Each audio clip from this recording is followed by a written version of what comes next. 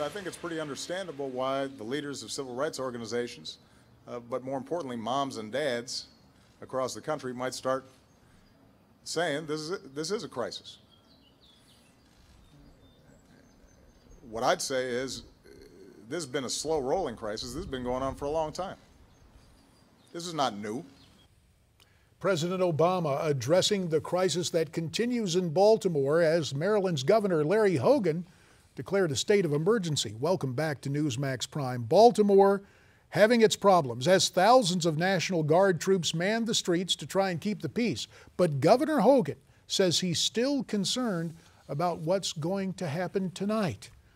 Real challenges ahead, but there are also some political challenges. Mindful of that, we're so pleased to be joined by our good friend and political analyst, Dick Morris. Dick is the co-author of the book Power Grab, Obama's Dangerous Plan for a One-Party Nation. And rejoining us via Skype from Newsmax LA, political analyst Larry Elder.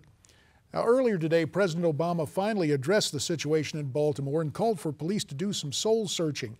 Dick, do you think his comments there from the Rose Garden will have a positive effect? Well, they might.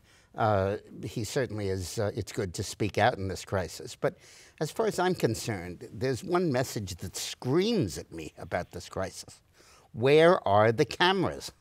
For God's sakes, haven't we learned that we need to photograph every square inch of a police station, every seat on a police car, every inch of an officer's uniform, all of the transactions he has? At this point in the 21st century, you can't get away with he said, she said. Well, mindful of that and the presence of cameras that we need for television, that's one thing.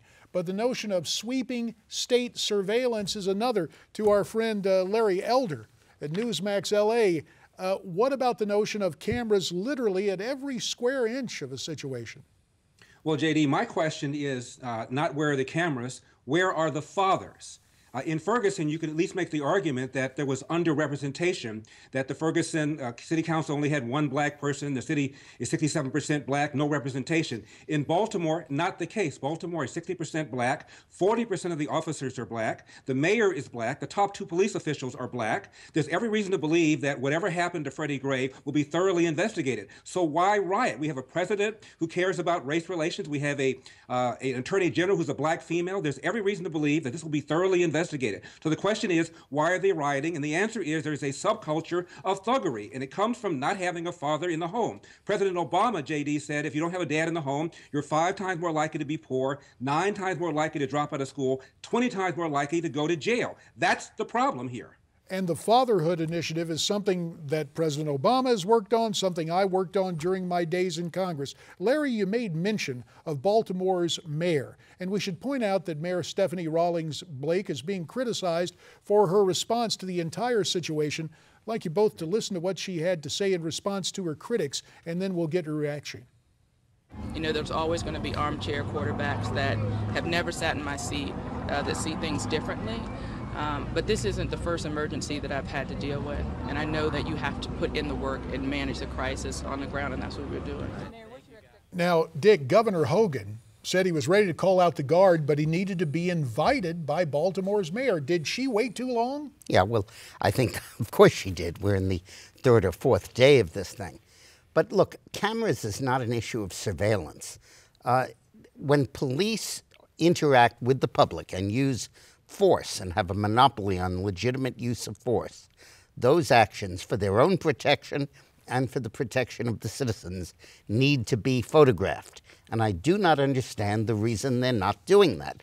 I don't understand why we don't have that entire scenario when Gray was in the police car and in the police station, minutely cataloged like he were in a bank. So at the very least, cameras in the back of the paddy wagon to see what goes on. And in the station house. Fair enough. Let me turn to you, Larry Elder. We got about 1:15 remaining. I'm curious. The Baltimore mayor went in front of the cameras the other day and said something about giving people space to destroy. She claims now she was taken out of context. Do you believe she was? I think that she said something she shouldn't have said, and she's trying to walk it back. It sounds to me like the same kind of nonsense that Maxine Waters used to say during the LA riots, basically justifying people taking stuff because they need them. This is ridiculous. Her rhetoric, in my opinion, added some fuel to the fire. She's tried to walk it back. She said it's not her first rodeo, but it certainly seemed like it. She should have called out the National Guard ASAP, as Dick Morris said, and the property values of these people will never come back. The city is going to be hurt now for the long term. Innocent property owners, residents, and store and business owners are now going to be hurt because of the thuggery of a handful of people. I think it's inexcusable, Larry, and the guard should have been called out right away. Larry, this is a generation of young people that were not around during the riots of the 60s or even the 70s.